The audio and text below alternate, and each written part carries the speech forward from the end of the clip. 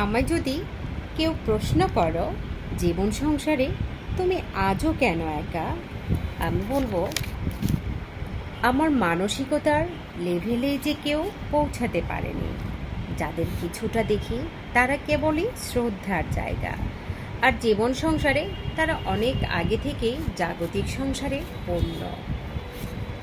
যদি কেউ প্রশ্ন করো তুমি বন্ধুত্ব কেন করো না, আমার জীবন ডিকশনারিতে বন্ধুত্ব নেই। যা সহজেই বন্ধুত্ব আমরা বলে ফেলি, বন্ধুত্ব আমরা কতটুকু রক্ষা করতে পারি, বন্ধুত্ব মিনিংসটা আমার কাছে অনেক। আমরা কি এই বন্ধুত্বটা সহজে রক্ষা করতে পারি? বন্ধুত্বটার গভীরতা অনেক। আমরা মুখে অনায়াসেই অনেক কিছু বলে ফেলি, কিন্তু জীবনের শেষ মুহূর্ত পর্যন্ত আমরা সেই কমিটমেন্ট, সেই কথাগুলো কতটুকু রক্ষা করতে পারি? যদি বলো কাউকে ভালোবাসো না, আমি বলবো আল্লাহর সৃষ্টি সমগ্র সৃষ্টিকুলতাকেই তো আমি ভালোবাসি। আমি তো মানুষটাই এমন। আমি ভালোবেসে মন্দকেও সঠিক পথ দেখিয়ে দিতে পারি। আমি তো শুধুই ভালোবেসেছিলাম, কিন্তু এই ভালোবাসার জায়গাতে না আমি বারবারই আহত পাখির মতো ডানা ঝাপটে আবার নিজের নিরেই ফিরে এসেছি। অথচ কাউকে পছন্দ, ভালো লাগা, ভালোবাসা কখনোই আমার দিক থেকে আগে ছিল না, ছিল অপর পক্ষ থেকে, অপর প্রান্ত থেকে। অগণিত মানুষ বলেছে বন্ধুত্ব, প্রেম, বিয়ের প্রপোজ এসবের কোনো কমতি ছিল না। শতাধিক প্রপোজ ছিল, বিয়ে, বন্ধুত্ব, ভালোবাসা, ডট অনেক কিছু। জীবনে বহুবার দেখেছি কেউ হাত কেটেছে, কেউ আবার বিষও খেয়েছে, কেউ আবার ফকিরের কাছেও গিয়েছে, আবার কেউ কাজে ঠিক করে ফেলেছে। মুশকিল হলো আমাদের এই সুন্দর পৃথিবীতে ধর্মীয় রীতি, দেশীয় আইন, সামাজিক বন্ধন, পারিবারিক স্বীকৃতি তবেই না সঠিক একটা জীবনের পরিণতি।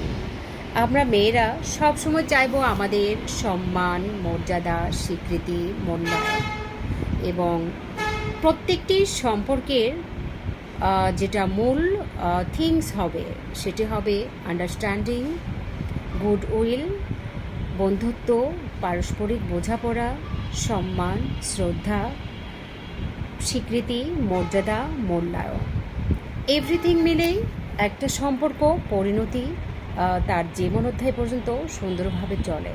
বাট হ্যাঁ, আমাদের কারেকশন করতে হবে এখানে।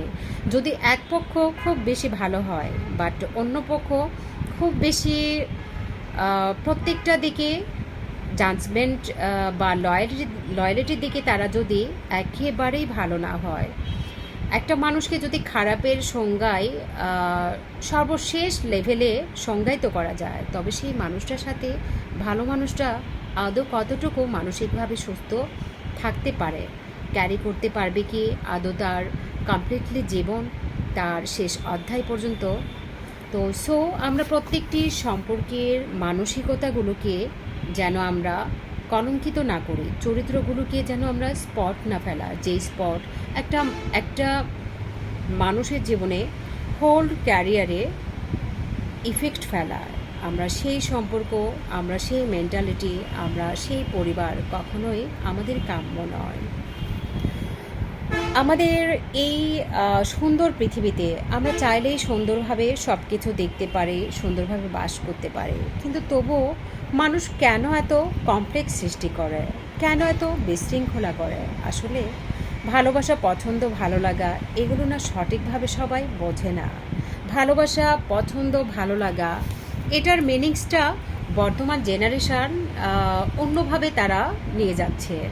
আসলে ভালোবাসাটার গভীরতা আমরা এখনও অনেকে উপলব্ধি করতে পারি না। ভালোবাসাটা, পছন্দটা, এর সঠিক ব্যাখ্যাটা আমরা ওই জায়গা পর্যন্তই পৌঁছতে পারি না। ভালোবাসা কে বলেছে শুধুমাত্র পাওয়ার মধ্যে না, ভালোবাসার পরিপূর্ণতা আমরা সবাই আশা করি, স্বপ্ন দেখি। আমাদের ভালো লাগা, ইমোশন, আমাদের মানব জীবনে আমাদের অনেক কিছু কাজ করবে। আমাদের সমাজ, আমাদের অনেক কিছু মেনটেন্স করে চলতে হয়। তারপরেও আমাদের যে আমরা ভালোবাসার সংজ্ঞাটা কখনোই আমরা সংক্ষিপ্ত করে বা একটি সংজ্ঞায় সংজ্ঞায়িত করতে পারবো না।